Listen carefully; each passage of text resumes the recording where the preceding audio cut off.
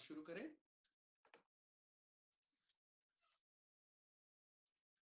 हाँ जी, शुरू कर सकते हैं। Yes, sir. Okay, so welcome all of you. Firstly मैं थोड़ा सा अपने बारे में बता देता हूँ। आई एम डॉक्टर प्रशांत जिंदल। मैं फैकल्टी हूँ मैकेनिकल इंजीनियरिंग डिपार्टमेंट में and I am working here since 2008 and prior to that my bachelor's and master's of engineering is from Punjab Engineering College, Chandigarh. Although bachelor's I did long ago in 2002. Then I did my PhD and I have done my postdoc from Nottingham Trent University in United Kingdom, England. And my primary research area is related to composite materials, robotics, medical devices. And have you heard the name of Design Innovation Center? Yeah, DIC. Anyone of you have heard? Yes, sir. Yes, sir. Yes, sir. कुछ बताएंगे एक एक करके, क्या पता है उसके बारे में किसी को? सर फिजिकल प्रोजेक्ट्स पे स्टूडेंट्स काम कर सकते हैं DIC में। मेडिकल डिवाइसेस पे भी काम चल रहा है, MHRD से फंडिंग आती है इधर। ओके, तो आप में से कोई इन्वॉल्व हो उसमें?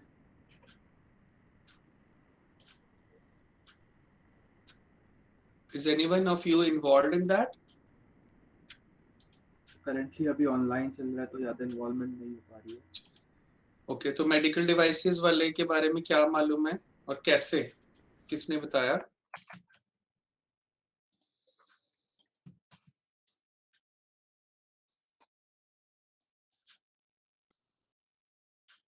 ओके, तो मेरे थ्रू ही पता है मतलब।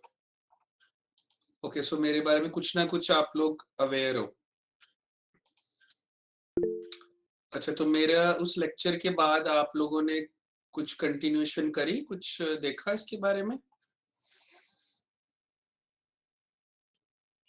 और या इतना इंटरेस्ट जनरेट नहीं हो पाया शायद?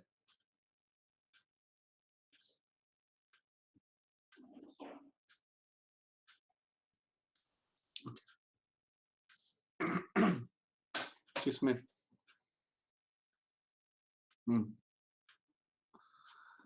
ओके, सो सभी लोगों को पता है? आई मीन, शुड आई री-एम्फसाइज और एवरीबॉडी इज अवेयर, या मैं थोड़ा सा कुछ बता दूं दोबारा?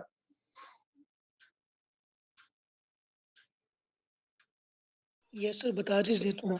हम लोग पीयू मीट से आए थे तो पता नहीं था क्या हुआ क्या नहीं। तो मैंने अभी चैट पे आपको DIC की वेबसाइट का लिंक शेयर किया है। सो वहां जाके आपको कुछ ना कुछ आइडिया सॉरी हो सकता है प्रोजेक्ट्स के बारे में। सो ये हमारी डिजाइन इनोवेशन सेंटर लैब है एस्टैब्लिश्ड UIT में। इसमें 3 मेजर कंपोनेंट्स हैं। सो मैकेनिकल इंजीनियरिंग स्पेसिफिक है, medical devices and restorative technologies. बाकी 2 जो थीम्स हैं, traffic sensing and energy harvesting, वो मैकेनिकल में नहीं है, लेकिन आप लोगों को कोई रिस्ट्रिक्शन नहीं है, आप उनको ज्वाइन कर सकते हो based on your interest. Okay, so 2015 से हम इसमें काम कर रहे हैं। आप कभी भी चाहो विजिट कर सकते हो लैब। आई डोंट नो, आप कभी UIT आए हो? आप में से कोई भी लोग, have you ever visited UIT? Yes sir. Okay, so UIT में जो मैकेनिकल इंजीनियरिंग का मेन ब्लॉक है, ब्लॉक 3 है, जिसमें वर्कशॉप वगैरह है एंड आपके लेक्चर्स ब्लॉक 2 में लगते हैं। तो ब्लॉक 3 में ही ये लैब है। Whenever you feel to visit you can visit. So इसमें बहुत सारे तरह के प्रोजेक्ट्स हैं जो हैंड्स ऑन है। थ्योरेटिकल तो बिल्कुल भी नहीं है, हैंड्स ऑन है या सिमुलेशन एंड मॉडलिंग बेस्ड है। उसके लिए आपको सॉफ्टवेयर की अच्छा एक्सपोजर मिलने का चांस है उसमें। सो आपके 3rd ईयर फाइनल ईयर के बहुत सारे स्टूडेंट्स उसमें काम करते हैं, दूसरी ब्रांचेस के भी करते हैं, there is no such restriction. And once you prove yourself that you are a good contributor to any project, then हम उनको अपॉर्चुनिटी भी देते हैं फॉर स्टाइपेंड बेस्ड प्रोग्राम। मतलब आपको मंथली कुछ स्मॉल अमाउंट की फेलोशिप मिला करेगी प्रोजेक्ट में काम करने के लिए। So we are open, I mean आपको किसी भी प्रोजेक्ट में इंटरेस्ट हो, जिसमें भी आप कोई काम करना चाहते हैं, हैंड्स ऑन सीखना चाहते हैं, सो आप लोग ज्वाइन कर सकते हो, देयर इज नो प्रॉब्लम। ठीक है, सो जिस भी प्रोजेक्ट में आपको उसमें इंटरेस्ट होगा आप मुझे बता सकते हो, मैं उसकी सीनियर स्टूडेंट टीम से आपको लाइन अप कर सकता हूँ। ओके, सो और if anything you want to ask, I am open, कुछ भी बात कर सकते हो आप। You want to talk about me, you want to ask anything related to my profile और projects, anything we can discuss. Else we will move forward towards our subject. हम आगे बढ़े फिर सब्जेक्ट के ऊपर चलें। Yes, sir. Information you can give about in brief about your project, recent something that you have done. Recent क्या? Sir, about recent project, if you can brief us a little bit. देखो फिर ना वही वो वाली जो मैंने, जो कई लोग कह रहे हैं कि शुरू में प्रेजेंटेशन जिन्होंने मेरा सुना है फिर बहुत टाइम लग जाएगा। आई वुड प्रेफर आप एक बार वेबसाइट विजिट करो जो मैंने आपको शेयर की है। आप वेबसाइट देखो, उसको एक्सप्लोर करो, उसमें चीजें देखो, then we will be in a better position. मैं प्रेजेंटेशन दोबारा दे सकता हूँ, कोई ऐसी बड़ी प्रॉब्लम नहीं है। I would be very happy अगर आप लोगों में से यंग लोग हो, आप ज्वाइन करो with excitement, energy and innovative ideas, but just try to first go through yourself and whichever day you plan to decide, I can give a repeat presentation, no problem. ठीक है? Is it okay? Yes, sir. हाँ जी, anyone else? Sir, I want to ask one question. बोलो। भाई हमारे colleges में physical mode में classes कब से लगेंगी? देखो बात ये है कि ये इसका डिसीजन ना मेरे हाथ में नहीं है। इसके ऊपर वर्कआउट हो रहा है, बट मेन चैलेंज है हॉस्टल एकोमोडेशन। तो हॉस्टल में अभी सिंगल रूम एलोकेशन हुआ है, मल्टी स्टूडेंट्स नहीं शेयर कर सकते, इसलिए उसकी वजह से अभी खोल नहीं रहे हैं। तो फिर भी टेंटेटिवली कब तक खुल सकता है? देखो again the point is I am not the right person to whom this question can be asked. आप लोग बेटर है, अगर आप लोगों को कभी हॉस्टल तो अलॉट ही नहीं हुआ होगा कभी, या हुआ है? सर हमने कॉलेज में देखा। तो I really I can't comment. आपको अमित चौहान पढ़ाते हैं ना कोई subject? You have Amit Chauhan sir? तो आप उनसे Yes, sir, बात we करिए। do, but then we don't have we didn't have a class till now. कोई नहीं, कभी लग जाएगी। I think he will conduct your class in the coming days. अभी क्या सिर्फ मेरी क्लास लग रही है और भी कोई है? कौन पर? अच्छा, बस मेरी और प्रवीण, दैट्स ऑल। तो अमित चौहान की जब भी आपका मौका लगेगा आप उनसे बात कर सकते हो। He is warden of a hostel, so he would be in a better position to comment on this. Is it okay? Okay sir. So जो मेजर कंसर्न है, I mean, मैं अपनी तरफ से कह सकता हूँ कि थ्योरी पढ़ाने में मुझे नहीं लगता आपको इतनी प्रॉब्लम होगी। प्रॉब्लम है प्रैक्टिकल की। सो अभी आपके जो थर्मोडायनेमिक्स के प्रैक्टिकल्स हैं, जो मैंने उसके लिए सिस्टम लास्ट 2 इयर्स से मैं डिवाइस किया है, कि हर प्रैक्टिकल के ना वीडियोस बने हुए हैं और एक मैनुअल की फाइल है, वो मैं सारे स्टूडेंट के साथ शेयर कर देता हूँ। एंड स्टूडेंट्स ने उसकी समरी बनानी होती है अपने वर्ड्स में बाय स्पेसिफिक डेट और सबमिट करनी होती है। लेकिन जो लैब का स्लॉट है, उस स्लॉट में अगर आप चाहते हो कि भाई वीडियो देखा बट कई चीजें समझ में नहीं आ रही, तो उस स्लॉट में हम एक ऑनलाइन इसी तरह से एक गूगल मीट करके उसमें टेक्नीशियन को मैं इनवाइट कर सकता हूँ। सो उस केस में आप उससे जो भी डिस्कस कर सकते हो, any of your doubts, you want him to zoom in to a specific part of the machine, क्योंकि टेक्नीशियन लैब में होता है। So that is the best option I can think of at the present moment. But if you want to suggest anything, मैं आप बता सकते हो. If you have any better ideas, कि हमारी class as far as possible informative और helpful हो आपके लिए. Anyone? सर मेरी तो रिक्वेस्ट यही है सर कि हॉस्टल ना भी मिले तो फिर कोई दिक्कत नहीं, हम लोगों ने हॉस्टल के लिए थोड़ी ना, सबसे पहले सर अगर हम लोग बाहर भी रह के डे स्कॉलर भी रहे तो कोई दिक्कत नहीं है सर वो, लेकिन प्रैक्टिकल कॉलेज में ही लगे तो बेटर है सर. ये नहीं कि सर हम लोगों को हॉस्टल में दिया जाए, हॉस्टल मिलने के बाद ही कॉलेज खोला जाए, हॉस्टल नहीं भी मिलेगा तो कोई दिक्कत नहीं है फिलहाल. असल में क्या है ना, आप एज एन इंडिविजुअल तो अच्छा सोच रहे हो, लेकिन जब पॉलिसी बनती है ना, और लेट से 500 बच्चा है, तो 500 बच्चा कहेगा कि मैं क्या करूं, मेरे को हॉस्टल चाहिए, मेरे को I can not afford living outside, so मेरे साथ इनजस्टिस हो रहा है. You get my point? Yes sir, but सबको हॉस्टल तो वैसे भी सर नहीं मिलनी है, वो तो वैसे भी सर मैकेनिकल में सर 5 से 6 बच्चे कोई मिलने हैं. हाँ, तो बस उसी तरह का मतलब पॉइंट ये है ना कि आप 5-6 मैकेनिकल, 5-6 इलेक्ट्रिकल, सब ब्रांचेस मिलके बहुत बच्चा हो जाता है, and then it creates a problem. तो अभी 4th और 6th सेमेस्टर दोनों ही ऑनलाइन है, सारी ब्रांचेस. सो जो पॉलिसी सबके लिए बनानी पड़ेगी ना, पॉलिसी सिर्फ मैकेनिकल के लिए नहीं बनेगी. वी डोंट नो, अभी आप में से ही हो सकता है कोई लोग प्रोटेस्ट करेगी, नहीं हम नहीं आ सकते क्लास लगाने, हमारे पास अकोमोडेशन नहीं है. सो अब अगर हम कहेंगे नहीं डे स्कॉलर्स के लिए अलाउ कर दो, हॉस्टल्स अपना जो मर्जी करें, हमें नहीं लेना देना, then again it is a problem. Is it okay? Okay sir.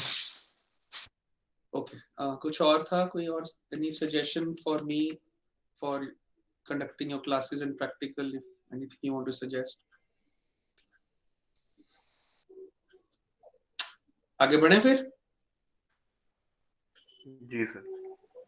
Yes, sir. Okay. तो Google Meet is fine, आप लोगों के लिए प्लेटफॉर्म is okay. ठीक है. अटेंडेंस मैं कन्वेंशनल वे ऑफलाइन ही लिया करूंगा, मतलब रोल नंबर्स बोल के. So we'll do that, and I'll just share the screen. Screen visible? Yes, sir. ठीक है. So thermodynamics subject I'll be teaching you all. Thermodynamics I have been teaching for last 5 years, लेकिन this is the first time इसका syllabus काफी revise हो गया. ठीक है. पहले इसका सिलेबस काफी अप्लाइड रिलेटेड ज्यादा फोकस था, अब ये थोड़ा अप्लाइड एंड कंसेप्चुअल दोनों कवर करता है. तो मैं जो बुक रेफर कर रहा हूँ, it is by an author called Senegal.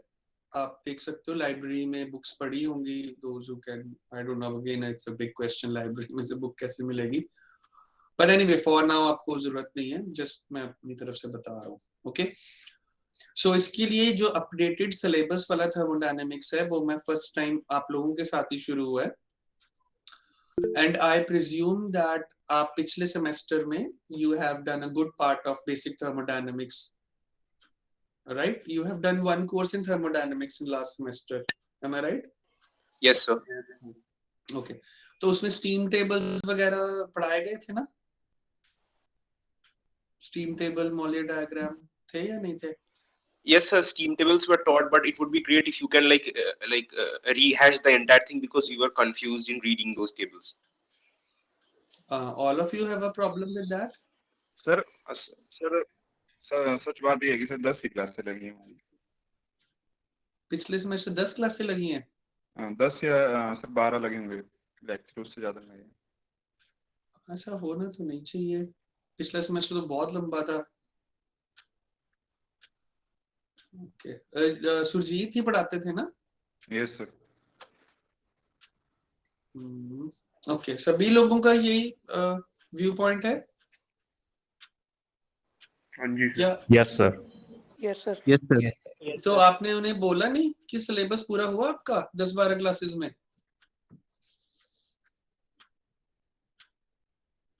Could you manage your syllabus in those 12 classes?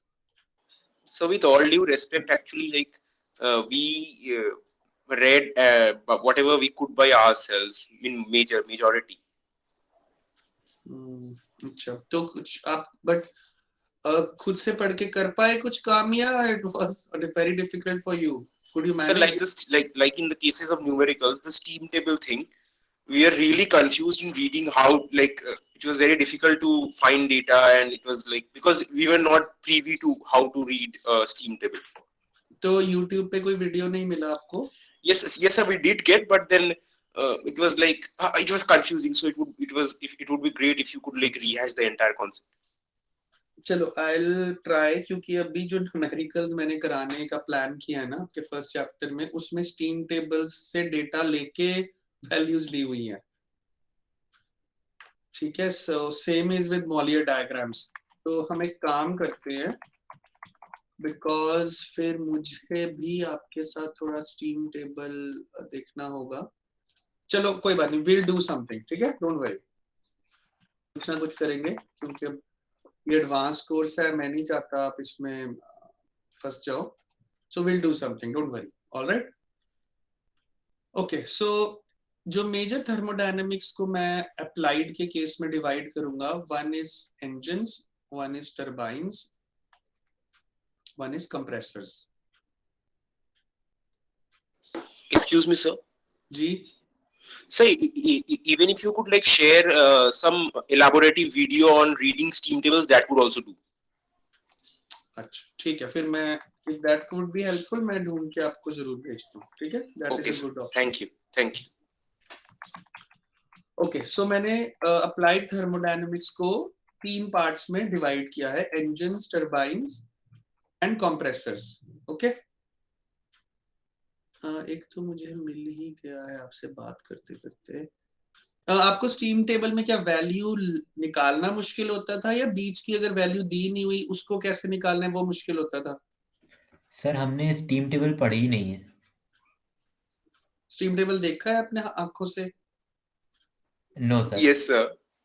हाँ सर, देखा पीडीएफ में लास्ट में, पीछे लेकिन दिया हुआ था, पढ़ी नहीं थी हम लोगों ने। अच्छा, कोई न्यूमेरिकल होता था उसमें? न्यूमेरिकल भी सर हम लोग को एग्जाम में ही मिले थे डायरेक्ट। फिर नहीं कर पाए?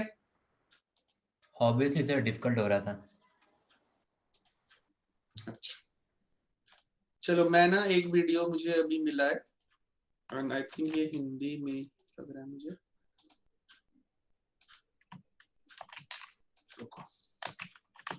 बट कोई बात नहीं। आई अश्योर यू कि by the end of my course आप स्टीम टेबल आपको आ जाएगा, ठीक है? चाहे मेरे को एक्स्ट्रा पढ़ाना पड़े, खुद पढ़ना पड़े, या वीडियो से ही हो जाए तो ग्रेट है, ठीक है? क्योंकि आप आगे जाके आपको रेफ्रिजरेशन का भी आएगा कोर्स, उसमें भी पढ़ने पड़ेंगे स्टीम टेबल, ठीक है? तो steam table and Molière diagram 2 होते हैं। मैं मॉलियर डायग्राम का भी भेजता हूँ आपको, काम आएगा। वैसे तो आपके पास ना बुक होनी चाहिए स्टीम टेबल की, हार्ड कॉपी मार्केट में मिल जाती है बड़े आराम से, बट स्टिल।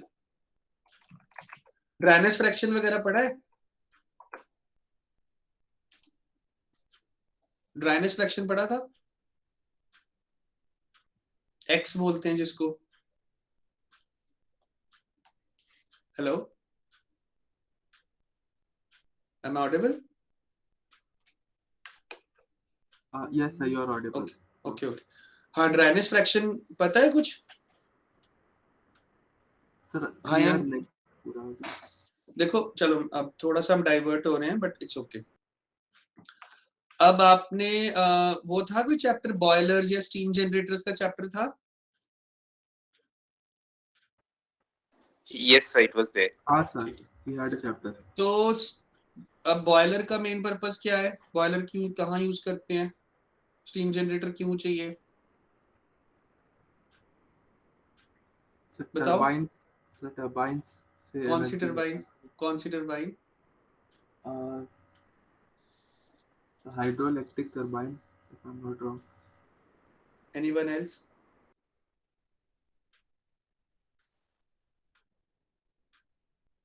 हाँ जी, बताओ कोई। अभी हम वैसे ही बात कर रहे हैं, whatever you know please discuss. Turbine वैसे ही मैंने बताना ही था, बताइए। So we also use boilers in the case of steam engines. Good. तो इसका And मतलब also वो in the इंजन, thermal हाँ ठीक है, गुड। also. एक तो स्टीम इंजन में स्टीम यूज होएगी, और आप कह रहे हो थर्मल पावर जनरेशन में। Yes sir. तो इसका मतलब मैं टरबाइन को दो पार्ट्स में डिवाइड करता हूं, एक स्टीम टरबाइन और एक water turbine. Okay, steam turbine कौन सी तरह की बिजली पैदा करेगी?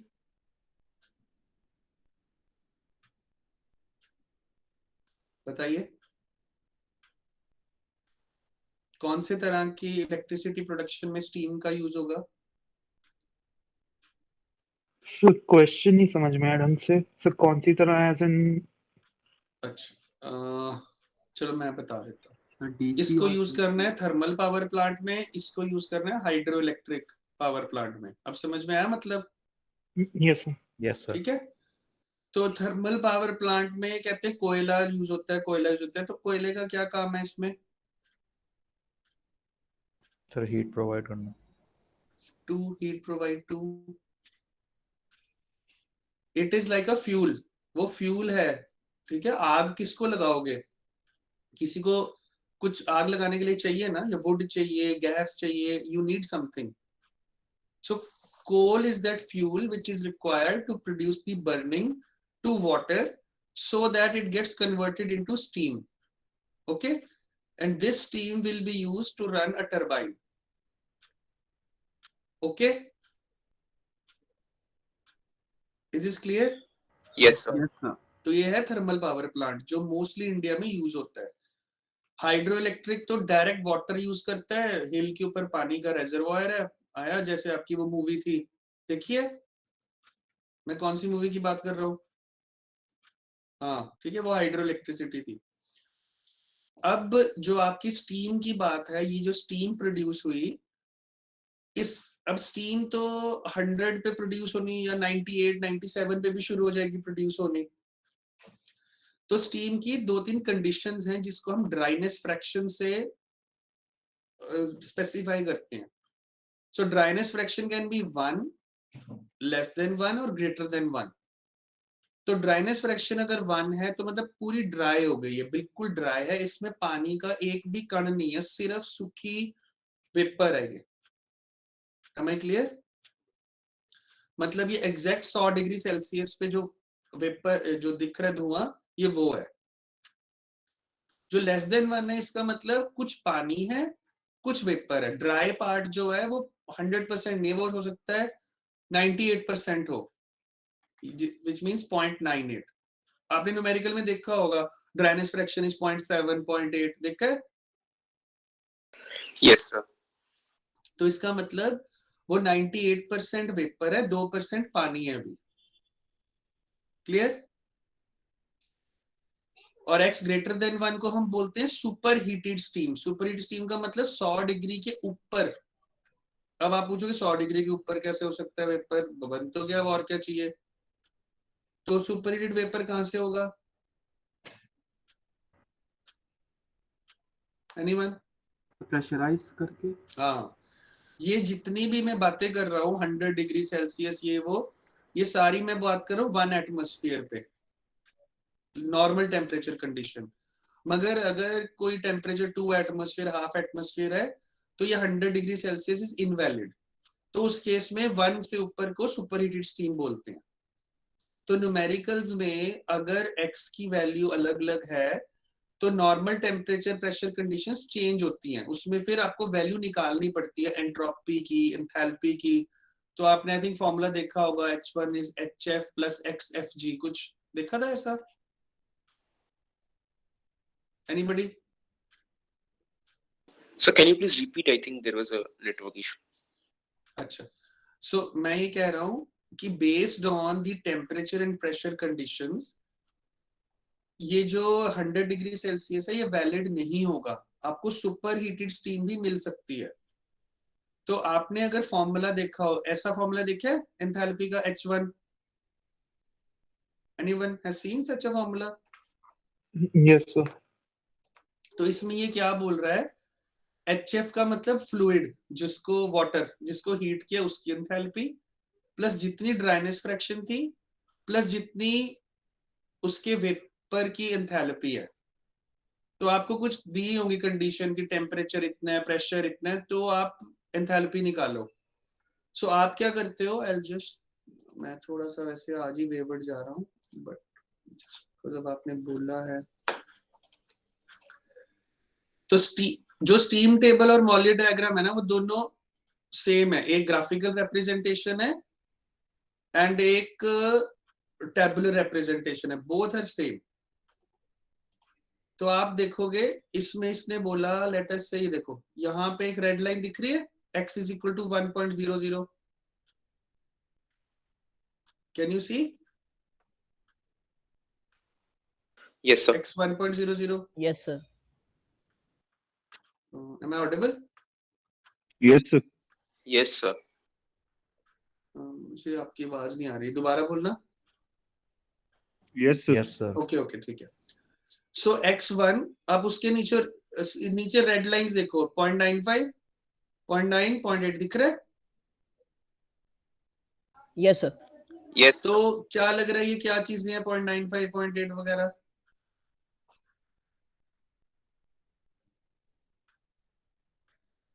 ये सब ड्राइनेस फ्रैक्शन है, x जो मैंने बताया अभी।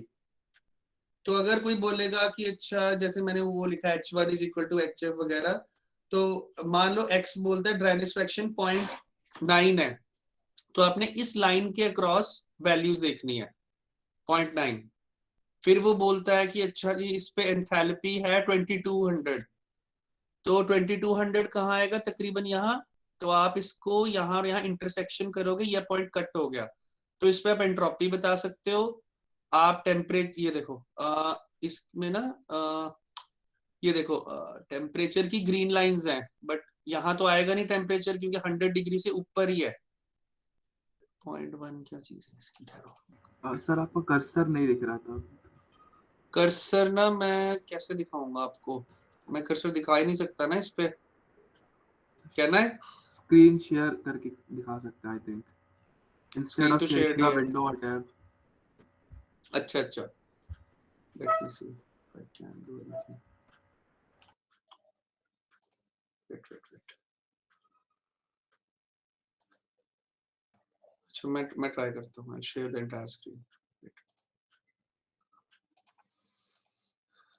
अभी मेरा एरो दिख रहा है? हाँ सर, दिख रहा है अभी। ओके ठीक है। सो अभी मैं बात कर रहा था, लेटस से आप कह रहे हो एंथैल्पी 2200 है, तो तकरीबन यहाँ आपकी ड्राइनेस फ्रैक्शन 0.9 है, तो यहाँ पे इंटरसेक्शन आएगा, राइट, इस पॉइंट पे। Is it okay? Yes, sir.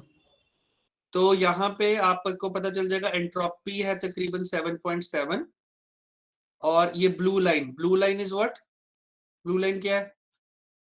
ये है प्रेशर 500 बार 100 बार, तो आप प्रेशर बता दोगे इट इज 0.02 बार।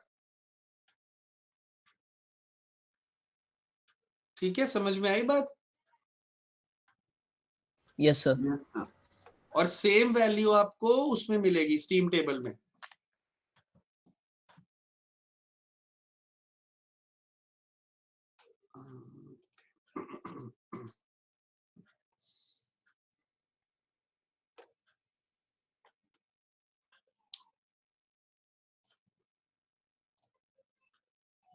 ये देखिए, अगर आप चेक करोगे ना, अभी मैंने यहाँ पे भी, I mean all those values are visible here also in the steam table। वहां पे एक बार में हो जाएगा, यहाँ पे आपको H1T वगैरह वगैरह लेके निकालना पड़ेगा। यहाँ पे टेम्परेचर के बेस पे, प्रेशर के बेस पे भी निकाल सकते हो। Okay, so just a brief, क्योंकि ड्राइनेस फ्रैक्शन की बात की मैंने, इसलिए आपको ये बताया। ठीक है, वापस आए अपने काम पे। Yes sir. कुछ ये चीज पता थी पहले या आज ही पता लगी? Sir, yes, we knew, but I mean, like the Mori diagram we didn't know, but steam table we knew to a certain extent. हाँ बट वो दोनों सेम है, ठीक है। स्टीम, ये जो मैंने वैल्यूज निकालने को बोली है स्टीम टेबल से भी निकाल सकते हो, उसमें भी, उसमें टैबुलर फॉर्म में है, उसमें ग्राफिकल फॉर्म में है, लेकिन प्रोसेस सेम ही है। अब जैसे कि स्टीम टेबल में क्या होता है, 50 डिग्री सेल्सियस पे कुछ वैल्यूज दी है और 55 पे, अब न्यूमेरिकल में आ गया 52 पे निकालो, तो क्या करना है, कुछ पता है? एनीवन? चलो कोई बात नहीं, हम इसके बारे में बात करेंगे। पहले जो मैंने आपको एक वीडियो भेजा है वो जरूर देखना। आज का मेरा तो लेक्चर ऐसे ही खत्म हो गया यार, कोई बात नहीं। अच्छा चलो, तो मुझे कोई बताएगा कि इंजन, टरबाइन एंड कंप्रेसर, इन तीनों में कोई डिफरेंस या सिमिलैरिटी है, आपको क्या पता है? Sir, all are used for power generation of some sort. आप कुछ ये बता सकते हो कि वर्क इनपुट डिवाइस या वर्क आउटपुट डिवाइस के हिसाब से सेग्रीगेशन कर सकते हो?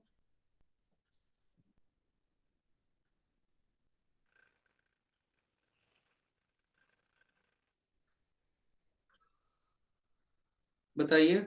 So, as such, if we're talking about an engine, then the input would be the fuel and the internal combustion inside it. Okay, In terms of turbines, it would be the working fluid. Okay, And good. And so in terms of a compressor, it would be compressed. No, sir, the compressor is something different. पहले ये बताओ कि work output होता है या work input आता है? Sir सब में वर्क आउटपुट होगा, बट कई चीजों में in a compressor there would be some work input required as well. अच्छा चलो, मैंने इसको बोला प्लस डब्ल्यू, इसका क्या मतलब है? Work output. ठीक है, आपको कन्वेंशन पता है ना, अगर पॉजिटिव साइन है वर्क का तो हम उसे आउटपुट वर्क लेते हैं। ओके है ना? Yes sir. Yes sir. मैंने इसको बोला माइनस डब्ल्यू, इनपुट। इसका मतलब इसके ऊपर वर्क डन होता है और ये बदले में कुछ और देगा हमें, ठीक है। सो कोई मुझे बताएगा कंप्रेसर असली में कैसा दिखता है, किसी को पता है? Has anyone seen a compressor somewhere? Sir turbocharger. तो कहाँ देखे टर्बोचार्जर? सर इन कार्स में से ऑनलाइन देखे वैसे तो नहीं, असली में बताओ, रियल में। इंजन्स पे देखे सर। हाँ जी, इंजन्स पे देखे सर लगे। इंजन में कहाँ देखा कंप्रेसर? सर टर्बो की बात कर रहे हैं, तो काइंड ऑफ। नहीं, कोई असली में बताओ कंप्रेसर कहाँ देखा है? Sir, I think I have seen a compressor in a refrigerator. Refrigerator में कंप्रेसर का कोई काम है? जस्ट वैसे ही सोच के बताओ, ऐसा कोई, मैं एग्जाम नहीं ले रहा आपका, we are just discussing.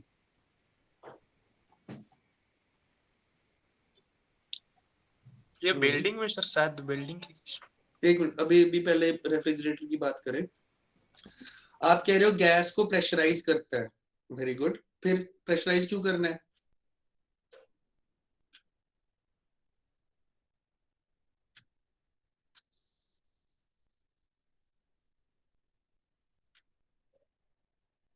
Very good, आपने खुद से पढ़ा है या किसी ने पढ़ाया है?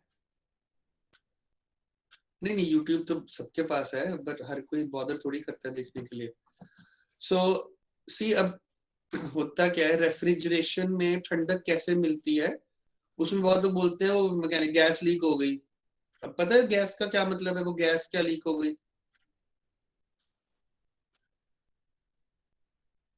ठीक है, तो ठंडक कैसे मिलेगी अगर कोई ऐसा फ्लूइड जो जल्दी से वेपोराइज हो जाए और लिक्विफाई हो जाए।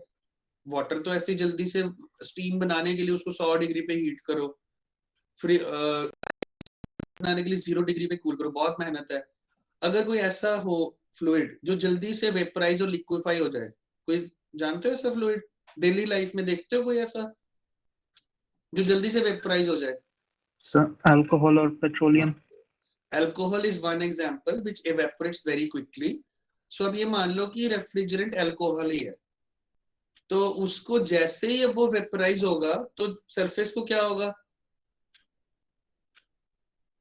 जब वो इवेपोरेट होता है सरफेस को क्या होता है, कूलिंग, कूल हो ठंडा हो जाता है, ठीक है, वो हाँ हीट जी। एक्सट्रैक्ट करता है और ठंडा छोड़ देता है। तो रेफ्रिजरेटर में भी जो रेफ्रिजरेंट है वो जब कूलिंग देता है वो कंडेंसर से पास होके वेपराइज होके ठंडा कर देता है, और बट अब गैस बन गई, अब उसको लिक्विड बनाना है दोबारा, तो कंप्रेसर उसे फिर से कंप्रेस करके लिक्विड बना देता है, और ये साइकिल चलता रहता है। सो जो कंप्रेसर ने उस लिक्विड के ऊपर काम किया वो work done on the device है, work done by the device नहीं है वो। Are you getting me? आपको वर्क नहीं मिला इसमें, वर्क आपको करना पड़ा। रेफ्रिजरेंट में सब्जियों को फलों को ठंडा करने के लिए you had to give it electric work. Are you able to understand? Yes, sir.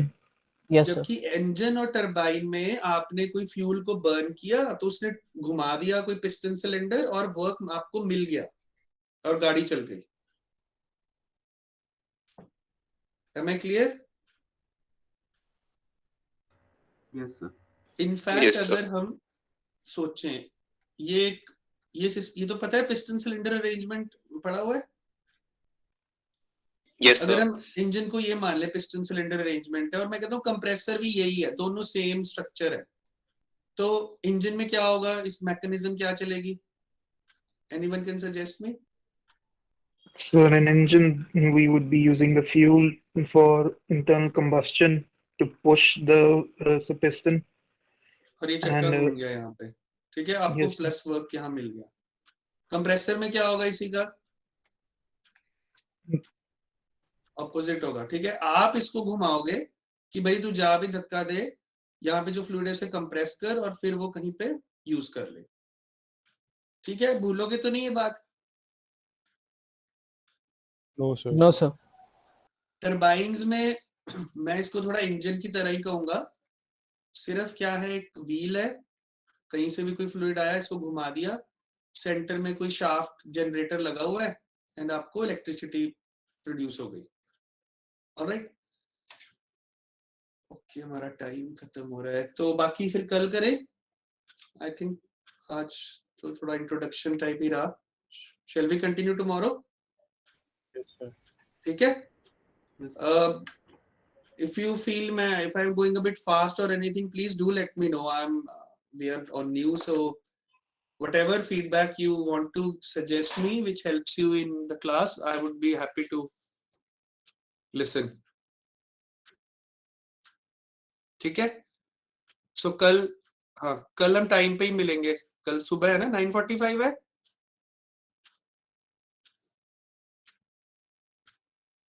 Hello, मेरी आवाज आ रही है? Yes sir, yes sir, yes sir. हम 9 o'clock तो नहीं आप लोग प्रेफर करोगे? 9 o'clock दूसरी एक और क्लास क्लास होती होती है। कौन सी? मैन्युफैक्चरिंग की। अच्छा, वो हर रोज 9 o'clock है? Yes sir. हाँ सर। अच्छा, तो इसका मतलब फिर आपका बाद में कोई लेक्चर फ्री होता होगा, इज इट?